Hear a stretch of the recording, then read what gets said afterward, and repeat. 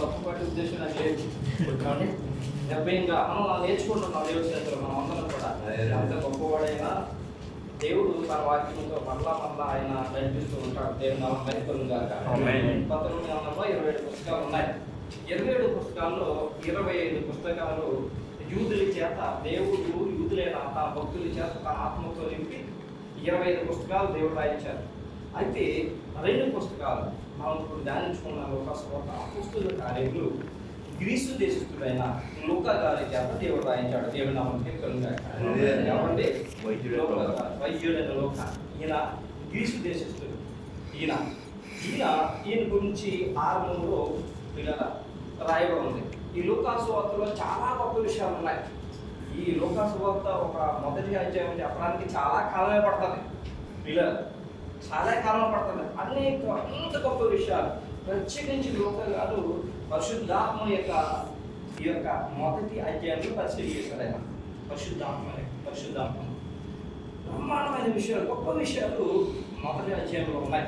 అరగని విషయాలు వాటన్నింటినీ కుదించేసి మనకి ఆల్రెడీ మనం సహోదరులు చదివారు కదా, వాటన్నింటినీ కుదించేసి చిన్నగా 1-4 నిమిషాలు మనం చూపించుకున్నాం ప్రియమైన సంగమా. అయితే ఈ యొక్క లూకా సువార్తలో ఈ యొక్క రచయితని మీకు చూపించిన తర్వాత మరి ప్రముఖమైన 3 విషయాలు మీకు నేను తెలియజేస్తాను. మొదటిది ఏంటంటే ఈ లూకా సువార్త మొదటి అధ్యాయంలో పరలోకమున్న దేవుడు భూమి ఆకాశం కలగజేసి దేవుడు తనను ఆరాధించడానికి భూమి మీద పిల్లలు కావాలని ఆయన వివాహ బాంధవ్యాన్ని ఏర్పాటు చేశాడు. ఆ వివాహ బాంధవ్య యొక్క గొప్పదనము దీంట్లో ఉంది. దాని గురించి రెండవది ఆయన సర్వశక్తి గల దేవుడైన. మూడవది ఆత్మచేత నడిపించబడతాం. ఈ విషయాలు మీకు ఈరోజు నేను తెలియజేస్తాను. మొదటిగా ఈయన ఈ మొదటి వచనంలో రచయిత లూకా గారు తెలియజేస్తూ ఘనత వహించిన దెయోఫిలా రాయబడింది. ఎవరండి? ఘనత వహించిన దెయోఫిలా. ఘనత వహించిన అంటే అధికారులు అంటే దెయోఫిలా. అధికారుల్లో అంటే అధికారందరిలో అధికారం కలిగిన వాడు, ప్రత్యేకమైన వారిలో ప్రత్యేక స్థానం కలిగిన వాడు ఘనత వహించిన వాడు. అంటే ఆయన నెక్స్ట్ అంటారు కదండి. ఏమండి? పెద్దవాళ్ళు ఏమంటారు? ఆయన నెక్స్ట్ గొప్పవాడు, ఘనత వహించడంలో ఘనమైన వాడు, లేక అధికారంలో గొప్పవాడు, గొప్ప అధికారి ఈయన దెయోఫిలా. అంటే ఏమండి? దేవుని ప్రేమించిన వాడు, అధికారము కలిగిన ఇతను ఎలాంటి వాడు అంట? దేవుని ప్రేమించిన వాడు. ఎవరండి ఈయన? అంటే దేవుని ప్రేమించిన వాడు. ఈయన దేవుని ప్రేమించేవాడు అని అర్థం దేవుని అంటే పిల్లల. అనగా ఈ గ్రీసు దేశస్థుడైన ఈ యొక్క అధికారం కలిగిన గ్రీసు దేశస్థుడు దేవుని ప్రేమించి ఉన్నాడు. దేవుని ప్రేమించిన వాడే ఉన్నాడు. అలాంటి అతనికి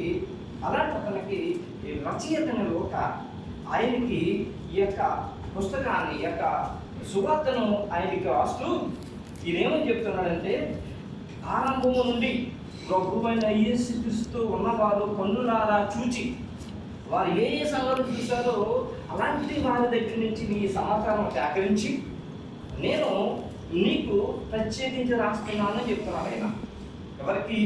గ్రీసు దేశస్థుడైన అంటే ఈ అధికారికి. గ్రీసు దేశస్థులు ఎలాంటి వారంటే జ్ఞానము గలవారు. గ్రీసు దేశస్థులు ఎలాంటి వారంటే జ్ఞానము గలవారు. ఆ మాట ప్రభువు యేసుక్రీస్తు ప్రస్తుత కాలంలో కూడా చెప్పారు. కొరింథీ పత్రికలో మొదటి పత్రికలో అపోస్తలుడు పౌలు గారు అంటారు, మొదటి కొరింథీ 1:22 ఒకసారి చూడండి.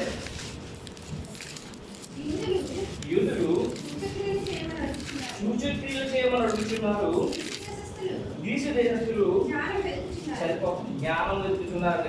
గ్రీసు దేశస్థులు జ్ఞానము గలవారు గొప్ప జ్ఞానవంతుడైన సర్వశక్తిమంతుడైన దేవుడు అక్కడ ఉన్నారు, ఆయన యథార్థవంతుడు అని తెలియజేయడానికి గ్రీసు దేశస్థులకి అందరికీ కూడా ఈ యొక్క సువార్త అందించలాగిన ఒక గ్రీసు దేశంలో అధికారం కలిగి దేవుని ప్రేమించిన ఆయనకి ఈ పుస్తకాన్ని ఒక రాస్తున్నారు.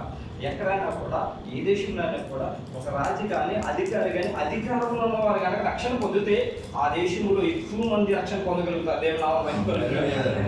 అతనికి ఈ లోక గారు రాస్తూ ఈయన చూడండి అన్నాడు, ఏమంటాడంటే నీవు తెలుసుకున్నట్టుగా వాటన్నిటిని మొదటి నుండి తరిచి పరిష్కారంగా తెలుసుకుని ఉన్న నేను నీ పేరిట వాటిని గూర్చి వచ్చగా రచించిత యుక్తమని ఇంటిని ఆయనకి తెలియజేస్తూ, అప్పుడు ఆ రోజుల్లో అనగా ఇప్పుడు ఈ లోకాసువార్తలో జరిగిన సంఘటనలు లోకగా తెలియజేస్తున్నారు. ఎలాగంటే ఫలానా రోజుల్లో ఫలానా సమయంలో ఒక సంఘటన జరిగింది అని చెప్తున్నారు. అది ఫలానా రోజుల్లో ఫలానా సంఘటన జరిగిందని చెప్పడానికి కొన్ని ఆధారాలు రుజువులు కావాలి. అవి ఉన్నాయనుకోండి మనం ఇంకా ఏమీ లేదు, నమ్మేస్తాం. మనుషులు కూడా ఆధారం కావాలి. పూర్వకాలంలో ఏమన్నారంటే 2006 సంవత్సరంలో పెద్ద తుఫాను వచ్చింది కదా, ఆ తుఫాను వచ్చినప్పుడు నేను ఇల్లు కొనుక్కున్నాను, లేకపోతే ఆ తుఫాను వచ్చినప్పుడు నేను కారు కొనుక్కున్నాను, ఆ తుఫాను వచ్చినప్పుడు నేను గృహం కట్టుకున్నాను, లేకపోతే ఆ తుఫాను వచ్చినప్పుడు నా కొడుకు పుట్టాడు వాడికి ఈ పేరు పెట్టానని చెప్పి అది గుర్తుండిపోయేలాగా చెప్తుంటారు. లేకపోతే ఇందిరాగాంధీ ఆయన రాజపరిపాలన చేస్తున్న సమయంలో అలానా ఇదంతా నేను ఇది చేశాను అని చెప్పి వారి జ్ఞాపకం నుంచి కూడా కొన్ని గుర్తులు చెప్తారు. అలాగే ఈ లోకా గారు కూడా ఏమని చెప్తున్నారంటే యోధా దేశంలో రాజు అయిన హేరోదు దినములో అబియా తరగతిలో ఉన్న జకర్యా అనే ఒక యాజకుడు ఉండేను. అనగా యోధా దేశంలో రాజు అయిన హేరోదు పరిపాలిస్తున్న రోజుల్లో కొన్ని సంగతులు జరిగినాయి అని చెప్పి పూర్తిగా జ్ఞాపకం ఉండేలా అర్థం చేసుకునేలాగా ఈ యొక్క లోకగా తెలియజేస్తున్నారు. యూదా దేశాన్ని అప్పటికి రాజు అయిన హేరోదు పరిపాలన చేస్తా ఉన్నాడట. పిల్లల ఈ రాజైన హేరోదు ఎవరు అని అంటే ఎదోము వంశస్థుడు. ఎవరండి? ఎదోము వంశస్థుడు. ఎవరు ఎదోము అండి? ఎవరు ఎదోము మీరు చెప్తే చాలా సందేహిస్తాను. ఎందుకంటే జ్ఞాపకం ఉండాలి. యేసు సంతానం, దేవుని నామం మహిమ కలుగును గాక. అలా జ్ఞాపకం చాలా మంచిదండి. అంటే యేసు ఒక సంతానం అండి. ఆదికాండం 36:9 మీకు వివరంగా ఉన్నాయి. ఒకసారి చూడండి, గుర్తుండిపోవడం మీకు విషయం.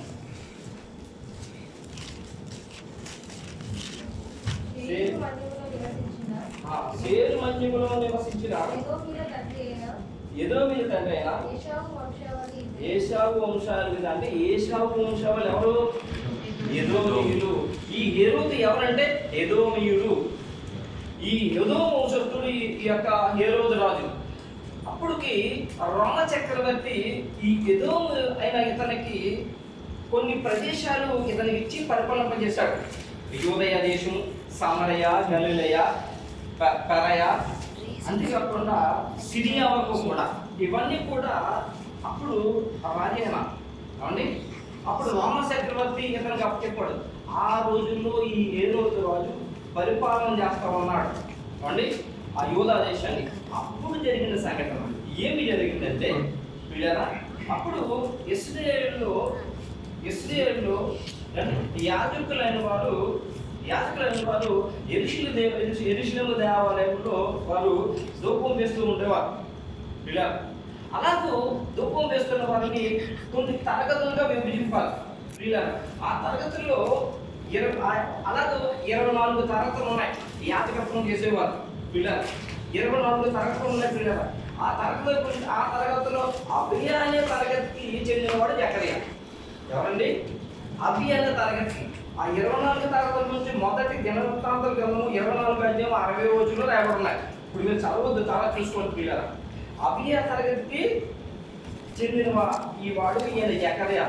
ఈ జకర్యా మరియు ఇతని భార్య పిల్లల చూడండి 6వ వచనం. వీరిద్దరూ ప్రభు యొక్క సకలమైన ఆజ్ఞలు చెప్పునను న్యాయములు చెప్పునను నిరపరాధులుగా నడుచుకోవచ్చు దేవుని దృష్టికి నీతిమంతులై ఉండిరి. ఎలిసబెతు గొడ్రాలైనందున వారికి పిల్లలు లేకపోయారు. మరియు వారిద్దరు బహుకాలం గడిచిన వృద్ధులు. వీరిద్దరూ ఎలాంటి వారంటే ప్రియులరా ఏమండి? ఎలాంటి వారట వీరిద్దరూ? ఏమండి? ప్రభు యొక్క దేవుని యొక్క అంటే దేవుని యొక్క సకలమైన ఆజ్ఞలు కట్టడలు విధులను గైకొన్న అంటే ఏ పాపం లేని వారు గైకొని ఏ పాపం చేయని వారు నిరపరాధులు అనగానే వారు నీతిమంతులు లెక్క. అందుకని దేవుని దృష్టికి ఎలా ఉన్నారంటే వీళ్ళు నీతిమంతులుగా ఉన్నారు. అనగా పరలోకం ఉన్న దేవునికి మీరు ఎలా ఉన్నారంట? ఇష్టలుగా ఉన్నారు. వీళ్ళు ఎలా ఉన్నారంటే ఇష్టలుగా ఉన్నారు. వీరిద్దరు కూడా వీరు అంటే వృద్ధులట, చాలా వయసు గడిచిపోయిందట వాళ్ళకి. అలా ఉంటూ దేవుని కృప కొరకు ఎదురు చూస్తూ దేవుని ప్రేమించేవారు. వీళ్ళ ఎవరైతే దేవుని ప్రేమిస్తారో, ఎవరైతే దేవుని భయభక్తులు కలిగి ఉంటారో వారి గురించి దేవుడికి ఎప్పుడు కూడా వారిని గురించి ఒక ప్రత్యేకమైన స్థానం ఉంటారు. వారు ఏ కార్యం ఎలా చేస్తారో ఎప్పుడైనా పరిశీలనగా చూస్తుంటారు. ఆయన యొక్క దృష్టి వారి మీద ఉంటుంది. ప్రియులారా, 1 కొరింథీ 8:3 చక్కని మాట్లాడేవాళ్ళు చూడండి.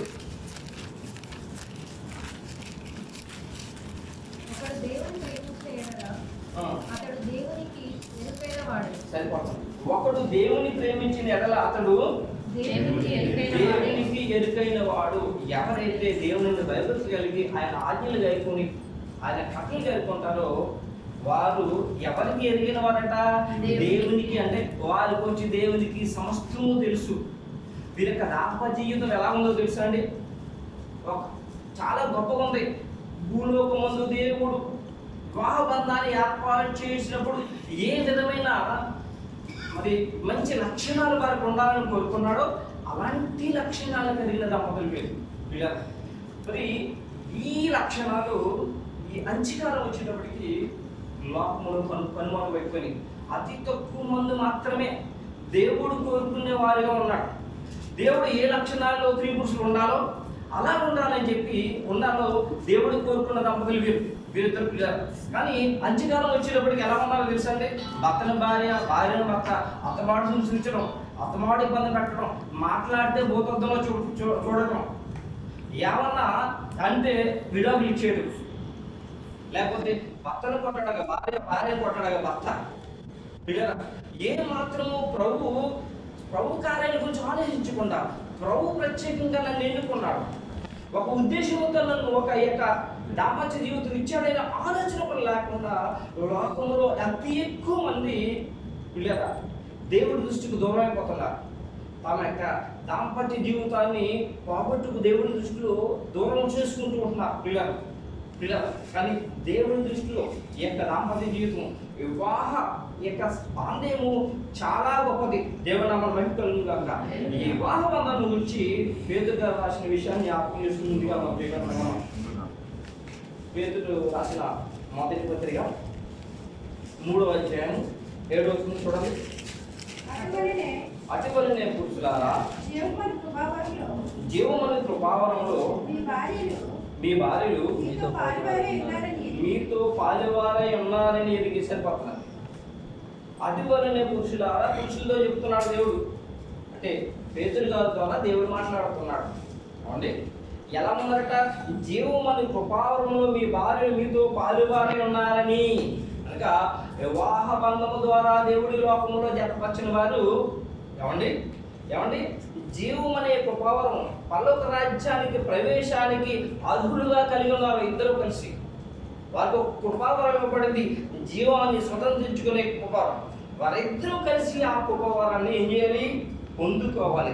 పాలి భాగస్థులే ఉన్నారని ఎరిగి ఎక్కువ బలహీన ఘటమైన భార్యను సన్మానించి మీ ప్రార్థనలకు అభ్యంతరం కలుగున్నట్లు జ్ఞానము చొప్పున వారితో కాపురం చేయుడి.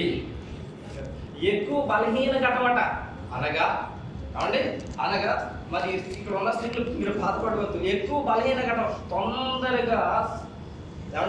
తొందరగా చంచలులు, తొందరగా చంచలమైపోయే మనస్తత్వం. అందుకని ఏమంటాడంటే వారిని సన్మానించు, అనగా నిత్య జీవంలోకి వెళ్ళడానికి నీతో పాలుభాగస్తులు ఉన్నారు కనుక చాలా జాగ్రత్తగా ప్రవర్తన చెప్తున్నాడు. అంతేకాకుండా చూడండి 9వ వచనం చూడండి. ఆశీర్వాదములకు వారసులు మీరు పిలువబడితే కనుక కీడుకు ప్రతి కీడైనను దూషణకు ప్రతి దూషణైనను చేయక దీవించుడి. ఆశీర్వాదాలకు వారసులు, పల్లొక రాజ్యం యొక్క ఆశీర్వాదానికి, నిత్య జీవనకు స్వతంత్రించుకోవడానికి మీరు దేవుని చేత కట్టబడిన వారు అని భార్య భర్తలిద్దరూ గుర్తించుకోవాలి. అలాగే లేకుండా కీడుకు ప్రతి కీడు చేస్తున్నారు ఈ అంచకాలంలో. ఏమండి, భర్త తిరగబడితే భార్య కూడా కొట్టడానికి కూడా వెనకట్లేదు. ఏమండి, కొట్టి స్త్రీలు కూడా లేకపోలేదు, గనులు ఉన్నారు. ఏమండి, కొట్టి స్త్రీలు కూడా ఉన్నారు, చంపే స్త్రీలు కూడా ఉన్నారు. అనేక మంది చూస్తున్నారు. అందుకే నంచికాలం ఇంకిష్టం లేదనుకోండి చంపేస్తారు. ఫినిష్ అయిపోతుంది, అక్కడ ఫినిష్ స్టోరీ అయిపోతుంది. అంత భయంకరంగా ఉన్నారు. అలాగ ఉండవద్దు అన్నాడు ఈయన. అలా కీడుకు ప్రతి కీడైనను దూషణకు ప్రతి దూషణైనను చేయక జీవించుడి. ఇద్దరు తోడు చెప్తున్నాడు ప్రభు, భార్య భర్తలు ఇద్దరితోడు కూడా. ఒకవేళ కీడు చేయడానికి ప్రయత్నం చేస్తే మీరు కీడు చేయవద్దు, దూషిస్తే దూషించవద్దు, ఓపిక పట్టాలి, ఎదురు చూడాలి, తగ్గించుకోవాలి. ఇవన్నీ కూడా మిమ్మల్ని ఆశీర్వాదానికి కారకులుగా చేయడానికి ఏర్పాటు చేయబడింది. చూడండి 8వ వచనం చూడండి. తొదకు మీరందరూ ఏక మనస్కులై ఒకరి సుఖ దుఃఖములందు ఒకరు పాల్పడి సహోదర ప్రేమ గలవారును కరుణా చిత్తులను వినయ మనస్కులై ఉండి. దేవుడికి స్తోత్రం. అంటే ఎంత గొప్ప మాటలు! ఏక మనస్కులై ఒకరి సుఖ దుఃఖములందు ఒకరు పాల్పడి సహోదర ప్రేమ కలిగిన వారును కరుణా చిత్తులను వినయ మనస్కులై ఉండండి. ఒకరొకరు లోబడండి, ఒకరొకరు ప్రేమించండి, ఒకరొకరు సహాయకారులుగా ఉండండి అని నేను నా ఉద్దేశంలో నేను పరిశోధించింది ఏంటంటే, దేవునికంతా ఏ భర్త దేవుని కంటే ఎక్కువగా తన భార్యను ప్రేమిస్తాడో ఆ కుటుంబంలో గొడవలు వస్తాయి. ఏ భార్య అయితే దేవుని కంటే ఎక్కువగా తన భర్తను ప్రేమిస్తుందో ఆ కుటుంబంలో గొడవలు వస్తాయి. ఎందుకంటే వారు తన భర్తని భార్యను పోతలు చూస్తుంటారు, ప్రతి చిన్న విషయాన్ని కూడా పోతలు చూస్తుంటారు. దేవుని కంటే ఎక్కువగా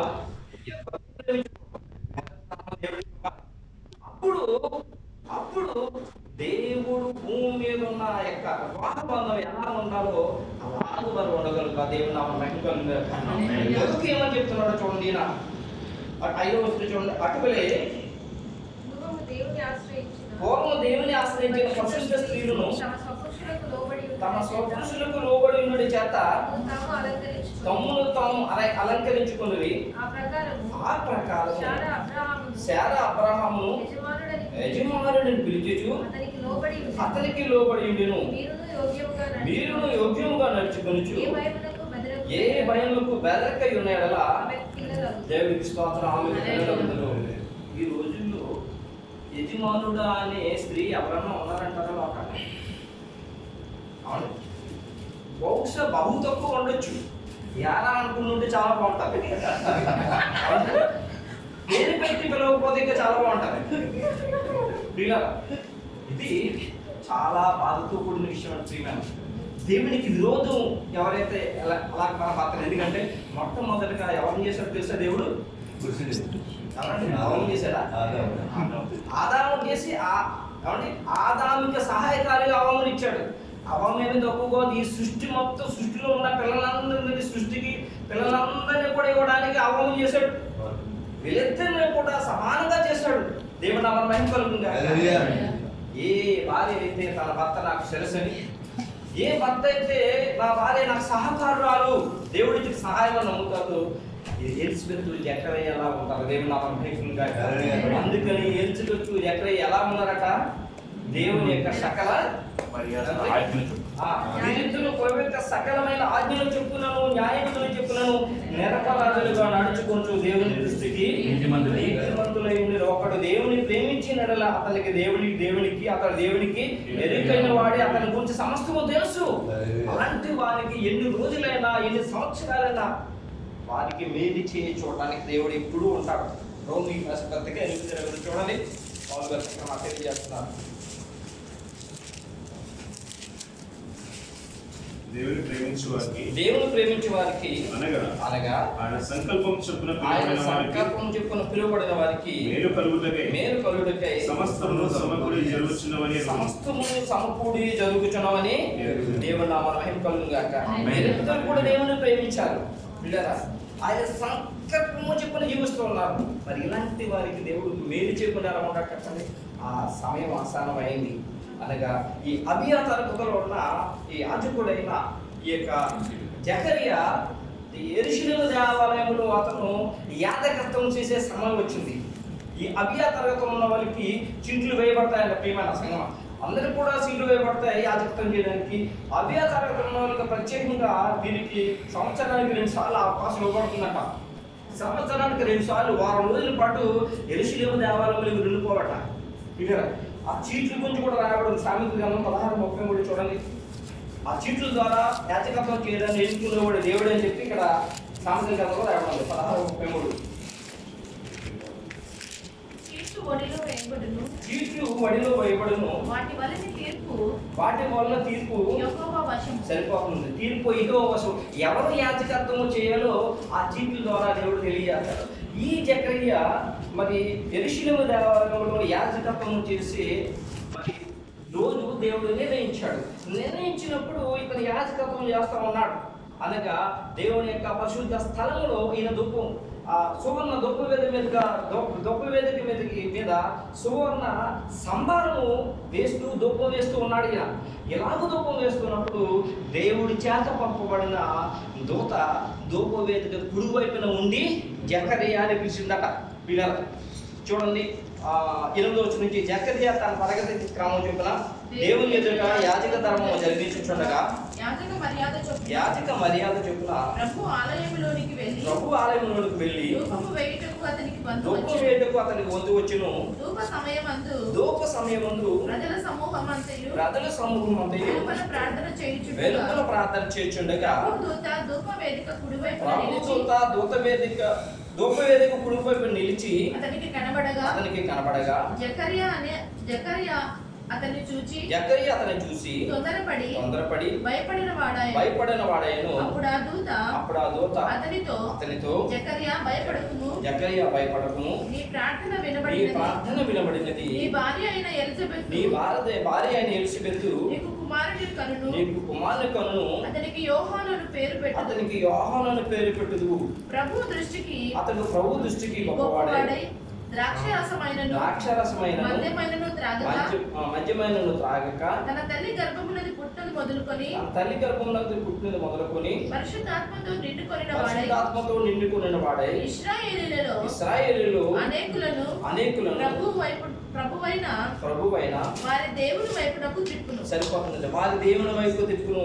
ఈయన దేవుని యొక్క ఆలయంలో ధూపం వేస్తుండగా దేవుని చేత పంపబడిన దూత. ఆ తర్వాత రాయబడింది గాబ్రియల్ దూత చెప్తుంది ఇక్కడ పిల్లల 19వ వచనంలో రాయబడింది. కనబడి ఇదిగో నీ ప్రార్థన వినబడింది, దేవుడు నన్ను గమనించాడు, నీకు కుమారుడు దేవుడు ఇస్తున్నాడు.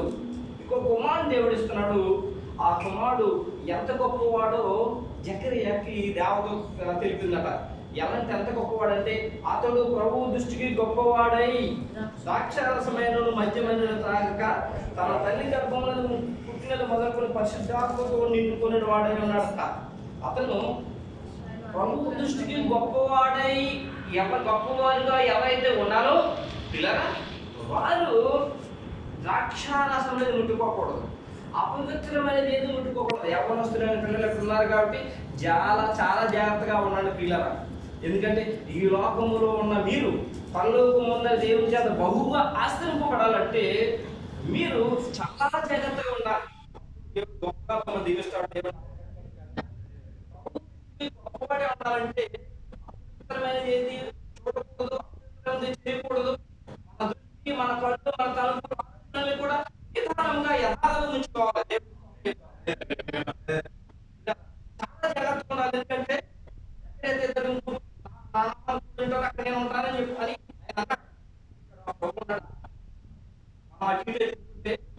చూస్తుంటే మనం ఇక్కడ నుండి దేవుడు వాక్కు నీతో మాట్లాడుతుంటే మన హృదయం ఎక్కడ వెళ్ళిపోతే దేవుడు చూడుకుంటాడా? జాగ్రత్త సుమి. ఎవరొస్తున్నారా మీరు దేవుని చేత ఆశ్రయింపబడాలంటే చాలా జాగ్రత్తగా దేవుని వాక్యంలో కూడా ఉండాలి.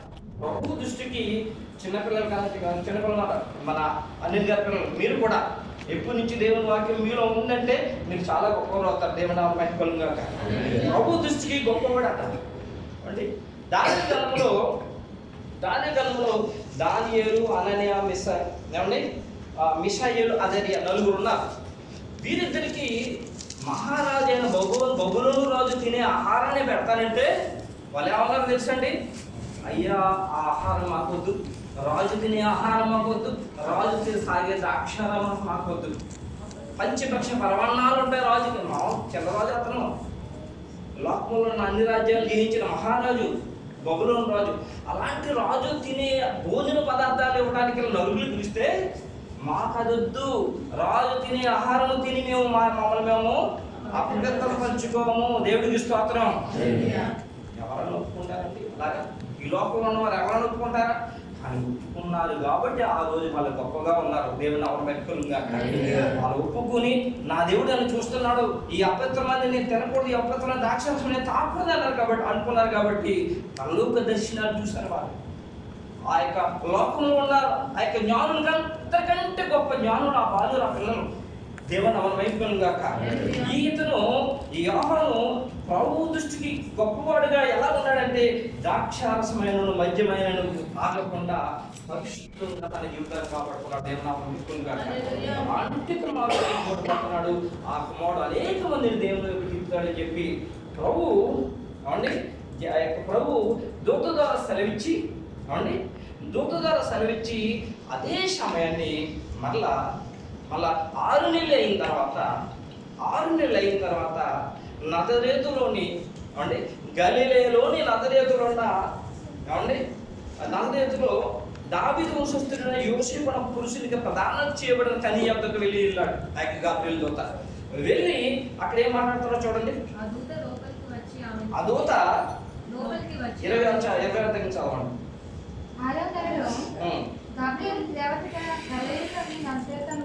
6వ నెలలో గాబ్రియేలు దేవదూత గలిలయలోని నజరేతు ఊరిలో దావీదు వంశస్థుడైన యోసేపు అనే ఒక పురుషునికి ప్రదానం చేయబడిన కన్యక యొద్దకు దేవుని చేత పంపబడెను. ఆ కన్యక పేరు మరియా. ఆ దూత లోపలికి వచ్చి ఆమెను చూచి దయాప్రాప్తురాలా నీకు శుభము, ప్రభు నీకు తోడై ఉన్నాడని చెప్పెను. ఆమె ఆ మాటకు బహుగా తొందరపడి ఈ శుభవచనం ఏమిటో అని ఆలోచించుకుంటుండగా మరియా భయపడకము, దేవుని వలన నీవు కృప పొందుతివి. ఇదిగో నీవు గర్భము ధరించి కుమారుని కని ఆయనకి యేసు అని పేరు పెట్టుదువు. ఆయన గొప్పవాడై సర్వోన్నతుని కుమారుడు అనబడును. ప్రభువైన దేవుడు ఆయన తండ్రి అయిన దావీదు సింహాసనమును ఆయనకిచ్చును. ఆయన యాకోబు వంశస్థులను యుగయుగములు ఏలును. ఆయన రాజ్యం అంతము లేనిదై ఉండునని ఆమెతో చెప్పును. అందుకు మరియా నేను పురుషుని ఎరిగిన దానిని ఎలాగూ జరుగునని దూతతో అనగా దూత పరిశుద్ధాత్మ నీ మీదకు వచ్చును. సర్వోన్నత శక్తి నిన్ను కమ్ముకొనును గనుక పుట్టబో శిశువు పరిశుద్ధుడే దేవుని కుమారుడు అనబడును. మరియు నీ బంధువురాలు ఎలిజబెత్ కూడా తన వృద్ధాప్యమందు ఒక కుమారుని గర్భము ధరించి గొడ్రాలనబడిన ఆమెకు ఇది 6వ మాసము. దేవుడు చెప్పిన ఏ మాటైనను నిరర్థకము కానేరదని ఆమెతో చెప్పెను.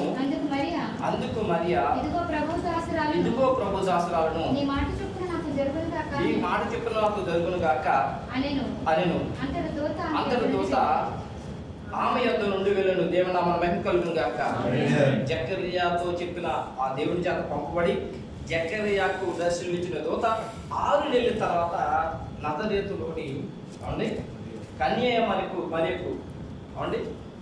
మరకు ఆ వర్తమానం తీసుకెళ్ళింది. వర్తమానం తీసుకెళ్ళినప్పుడు ఆ కన్య అయిన మరియ కొండసీమలో ఉన్న ఎలిజబెత్ దగ్గరికి వెళ్ళినప్పటికీ ఆమె 6వ మాసం అని తెలిసిందట. దేవుడు నామమున మహిమ కలుగును గాక. దీన్ని బట్టి లెక్క చూస్తే ప్రభు అయిన యేసుక్రీస్తు కంటే 6 నెలలు యోహాను గారు పెద్దవాడు.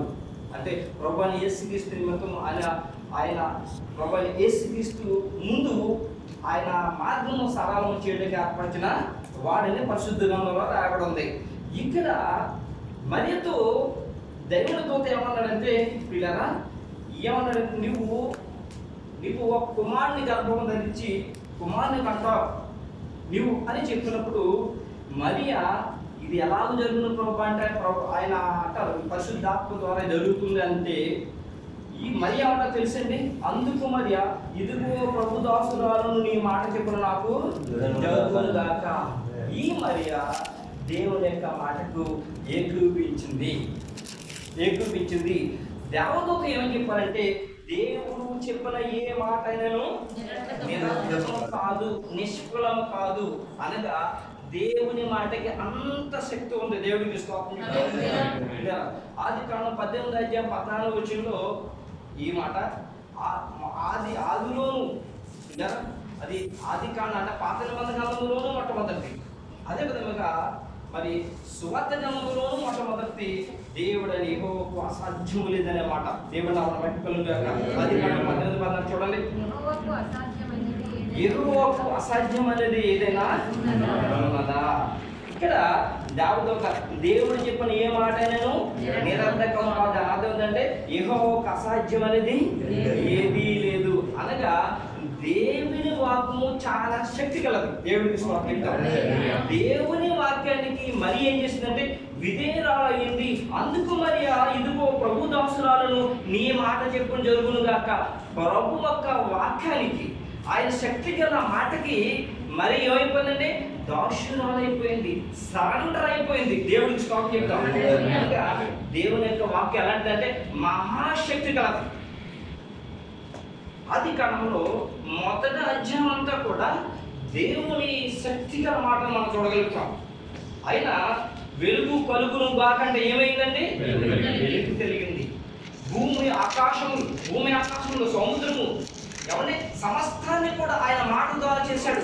ఆ మాట గొప్ప కార్యాలు చేసింది. దేవుడు నామమున మహిమ కలుగును గాక. అలాంటి శక్తి గల మాట మరి దగ్గరకు వచ్చినప్పటికీ మరి ఏం చేసింది తెలుసండి? వెనక ముందు ఏమీ ఆలోచించలేదు.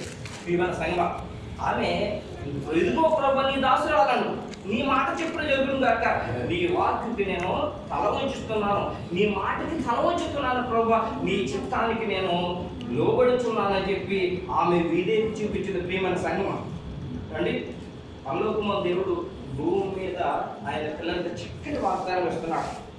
దేవుడు తన పిల్లలను ప్రేమించి పిల్లల ఇంత వాగ్దానం, ఆ శక్తి గల వాగ్దానం అంటే ప్రియమైన సంగమా, దేవుడు చెప్పిన ఏ మాట అయినాను నిరర్థకం కాదు.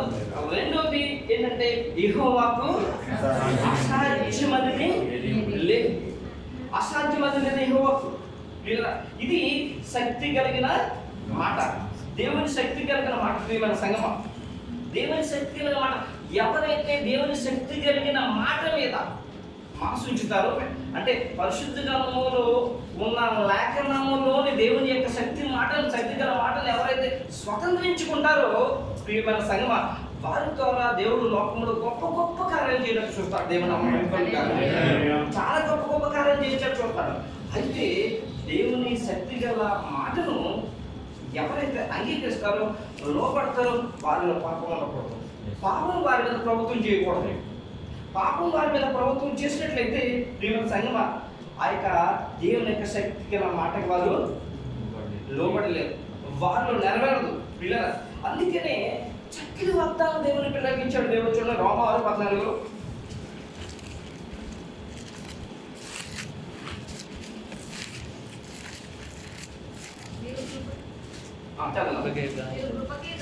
మీరు కృపకే గాని ధర్మశాస్త్రములకు లోనైన వారు గనుక కారు గనుక పాపము మీ మీద ప్రభుత్వము చేయదు. దేవుడికి స్తోత్రం చెప్తాం.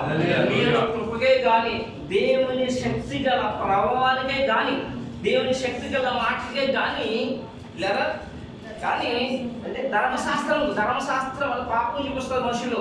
ఆ పాపములకు మీరు లోనైన వారు కాదు. ఈ వాగ్దానాన్ని దేవుని పిల్లలు ఎత్తి పట్టుకుని ప్రార్థన చేయాలి. ప్రభా, కృప కొరకే నన్ను ఎన్నుకున్నావు, కృప కొరకే నన్ను నిలబెట్టావు, కృప కొరకే నన్ను నడిపిస్తున్నానని చెప్పి ఎప్పుడైతే ఈ వాగ్దానాన్ని చేతపడి ప్రార్థన చేస్తామో, పాపము వారి మీద ప్రభుత్వము చేయదు. ప్రభుత్వం అంటే వారి మీద అధికారం చెలాయించదు. దేవుడు నామమున మహిమ కలుగుగాక. ఎవరి మీద అయితే పాపం ప్రభుత్వం చేయదో ప్రియులారా, వారు దేవుని శక్తి గల వాగ్దానం తమ స్వప్నం చేసుకుంటారు. దేవుడు తన పిల్లలు అలా ఉండాలని కోరుకుంటున్నాడు. ప్రియమైన సంగమం, నా పిల్లలు నా శక్తి గల మాటలు వారు సొంతం చేసుకోవాలి, నా మాటల శక్తిని వారు సొంతం చేసుకోవాలని దేవుడు ఆశిస్తూ ఉన్నాడు. అందుకే ఆదికాండం 18-14 చూడండి.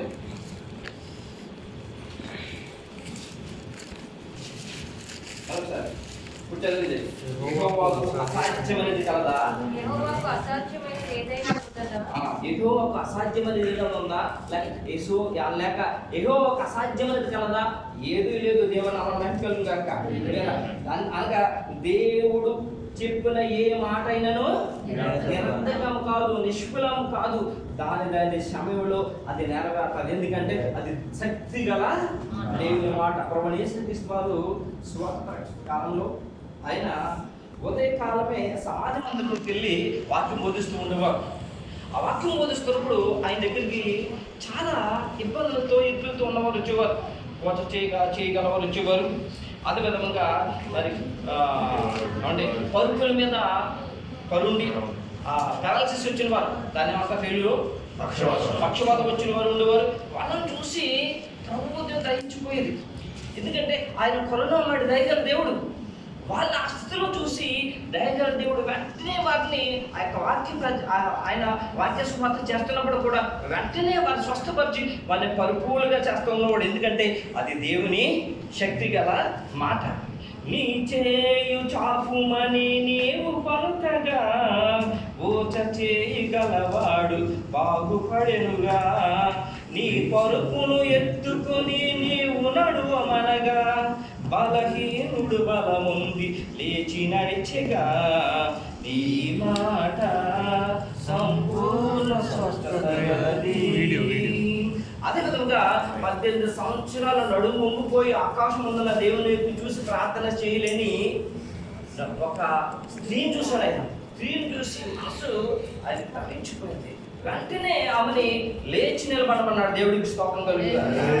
అమ్మా నీ బలహీనత తొలగిపోయెననగా నడుము వంగిపోయిన స్త్రీ లేచి నిలిచెగా. చనిపోయిన వారిని, దేవుని ప్రేమించిన వారు ఎవరైనా ఉన్నట్లయితే చనిపోయిన వారిని బయటికి రమ్మనగానే దేవుని శక్తి గల మాట వారిని సమాధిలోంచి బయటకు తీసుకొచ్చింది. దేవుడికి స్తోత్రం చేద్దాం. లాజరు బయటకు రమ్మని నీవు పలుకగా మృతుడైన వాడు బతికి బయటికి వచ్చేగా. నీ మాట సంపూర్ణ స్వచ్ఛత గలది, అది నీ సేవకులకు ప్రియమైనది.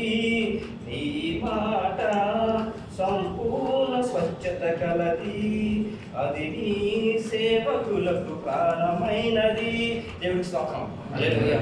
మొట్టమొదటిగా క్రైస్తవులకు వచ్చిన వారు శక్తిని చూస్తారు. మొట్టమొదటిగా దేవుణ్ణి రక్షకుడిగా అంగీకరిస్తారు కదండి. వారి యొక్క శక్తిని చూస్తారు.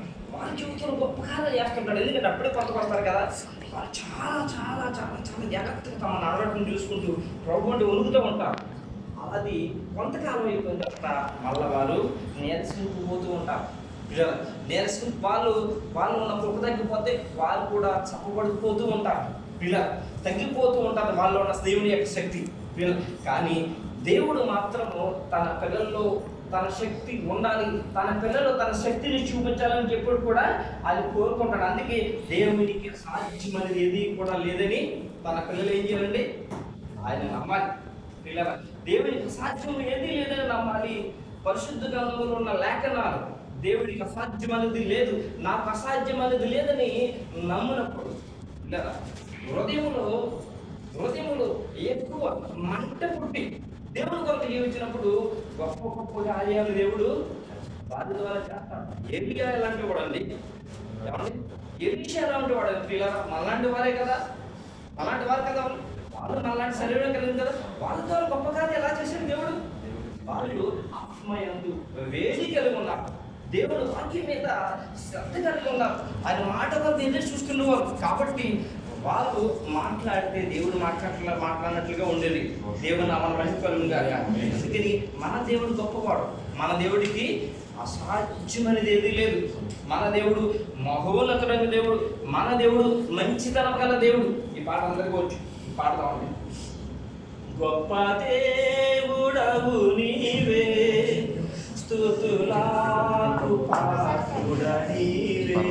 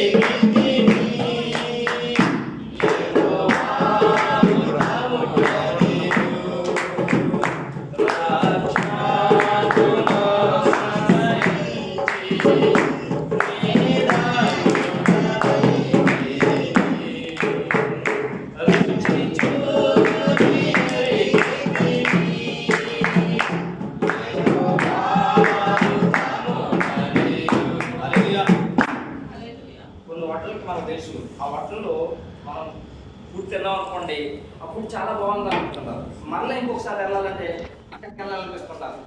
అంతేకాకుండా ఎవరైనా అడిగితే పలానా హోటల్కి వెళ్ళి అప్పుడు ఆర్డర్ ఉందని చెప్పంటారు.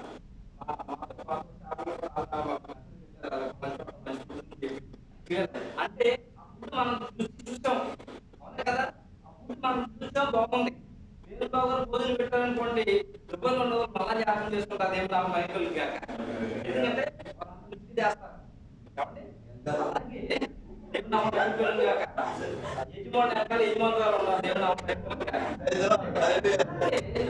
మన దేవుడు ఎక్కువ రుచి చూసినట్లయితే, అనగా రుచి చూడడం అంటే దాంట్లో ఉన్నాయని కూడా చక్కగా అదే విధంగా మన దేవుడని యెహోవాను మనం రుచి చూసినట్లయితే, మన దేవుడని యెహోవాను మనం లోబడినట్లయితే, మన దేవుడని యెహోవాను యెహోవా యొక్క చిత్తం మనం నిర్ణయించినట్లయితే, ఆయన శక్తి గల మాటలు మనలో ఉంటాయి. మనము చెప్పినా కూడా కార్యము సఫలము చేస్తాడు ఆయన దేవుడు. అలాంటి పిల్లరా, అలాంటి శక్తి గల మాటలకి ఎవరు లోపడాలో తెలుసండి? మరియమ్మ తల్లి లోపడింది. మరియమ్మ తల్లి లోపడి ఏమంటుందంటే, అందుకు మరియా, ఇదిగో నీ మాట చెప్పిన నాకు జరుగుగాక. దేవుడికి స్తోత్రం కలుగుగాక. ప్రియమైన దేవుని సంగమా, మరియమ్మ తల్లితో ఏ మాట అయితే దేవుడు తన దూతతో చెప్పారో, అదే విధంగా జకర్యాతో కూడా అదే మాట దేవుడు చెప్పాడు. ఏమండి? జకర్యాతో కూడా అదే మాట చెప్పాడు. ఇదిగో నీకు ఏమండి సంతానం ఇస్తున్నానని చెప్పి. ఏమండి? మరియమ్మ తల్లి అన్నాడు, ఆయన అన్నారు, ఇదిగో నువ్వు గర్భము ధరించి కుమారుని కంటావు అని చెప్పి. మరియమ్మ తల్లి ఏమందంటే, ప్రభా ఇది ఎలాగో సాధ్యము. ఏమండి? అదే మాట జకర్యాతో కూడా దేవదూత అన్నప్పుడు అతను ఏమంటాడు తెలుసా? ఇది ఎలాగో సాధ్యము, నేను వృద్ధుడనే, నా భార్య అనేక సంవత్సరాలు గడిచిన వృద్ధురాలైపోయింది కదా, ఎలాగ సాధ్యము? అయితే మరియమ్మ తల్లిని శిక్షించలేదు కానీ జకర్యాని దేవుడు శిక్షించాడు. ఎలాగంటే, నీవు నమ్మలేదు కనుక ఉంది కదా,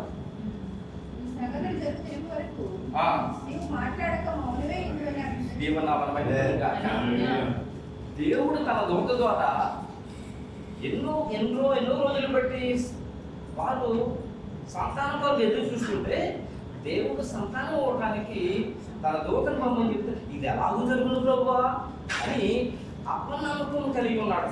ఎవరు? జకరియా. అందుకని దేవుడు ఏం చేశాడో తెలుసా అండి? నీవు నమ్మలేదు కనుక ఆ కార్యం వరకు నువ్వు మౌనమై నువ్వు మాట్లాడకుండా ఉంటావు అని చెప్పారు. అతను ధూపం వేసే సమయంలో ఇంకా దేవదూత కనిపించిన తర్వాత ఆ తర్వాత బయటకు వచ్చినప్పటికి జకరియా ఎవరితో మాట్లాడలేదు, బయట అందరూ కూడా ప్రార్థన చేస్తున్నారు. ఇప్పుడు వాళ్ళందరూ అనుకున్నారంట లోపల దూత దర్శనం కలిగింది తనకి అనుకున్నారు. ఆ రోజు గడిచిన తర్వాత యాజకత్వం రోజు గడిచిన తర్వాత ఇంటికి వెళ్ళాడు ఆయన. ఇంటికి వెళ్ళిన తర్వాత కూడా మరి ఎలిజబెత్కి ప్రసాదం గడిచిన తర్వాత ఒక కుమారుడు పుట్టాడు. ఆ కుమారుడికి ఏ పేరు పెడతాం ఏ పేరు, ఎందుకంటే ఈయన జకరియా మగవాడైపోయి మాట్లాడలేదు, వింటలేదు. మరి ఆయన ఏం చెప్పలేదు కదా. ఎలిజబెత్ని అడిగారు, అమ్మ ఏం పేరు పెడతామంటే ఆమె అన్నదంట యోహాను అని పేరు పెడతాం అన్నదంట. అదేంటి మీ యొక్క కుటుంబంలో ఈ పేరు కల అప్పలేదు కదా అని యోహాను గారు పిలిస్తే అతను వ్రాతపలక తెమ్మని ఆ వ్రాతపలక మీద యోహాను అని పేరు రాశాడు. దేవుని నామమున మహిమ గాక. ఆ పేరు రాసిన వెంటనే దేవదూత చెప్పిన మాటలని ఆపొచ్చి అతను నోరు సడలు మాట్లాడారంట. దేవుని నామమున మహిమ గాక. ఆ యూదా ప్రదేశం అంతా కూడా చాలా గొప్పగా చెప్పుకున్నారట. దేవుని సన్నిధిలో దర్శనం పొందాడు. మరి ఆ దేవుడు వారి కుమారుడు ఇచ్చినప్పుడు ఆ కుమారుడి పేరు యోహాను అని భార్య భర్తలు ఇద్దరు చెప్పగానే ఆయన వారికి మాట వచ్చిందని. లేదా ఇది ఎవరు నమ్మలేదంటే ఒక దేవత చెప్పినప్పుడు ఎవరు నమ్మలేదు? జకరియా నమ్మలేదు. ఎందుకు? అందుకని దేవుడు జకరియాను శిక్షించాడు. కొంతకాలం వరకు నువ్వు మౌనమై ఉందో మాట్లాడకుండానే. ఎందుకు శిక్షించాడు మరి అని అంటే, లేక మరియమ్మని ఎందుకు శిక్షించలేదు? మరియమ్మ తల్లి కూడా ఉంది, అయ్యో నేను పురుషుని జరిగిందానని ఇది ఎలా జరుగుతుందని. అవును, లోకం పుట్టినది మొదలుకొని అవునండి వివాహం జరగకుండా ఒక కన్యని గర్భం ధరించడం అనేది అసాధ్యం. దేవుని ప్రణాళికలో ఇది లేదు కాబట్టి అందుకు మరి ఆ తల్లి అన్నది నేను వివాహం కాని దాన్ని ఇది ఎలా జరుగుతుంది ప్రభు అని అడిగింది. కానీ ఇక్కడ వారిద్దరి మధ్య తారతమ్యం చూసినట్లయితే జకరియా భార్య ఎలిజబెత్ వాళ్ళిద్దరూ వృద్ధాప్యంలో వృద్ధులై ఉన్నారు.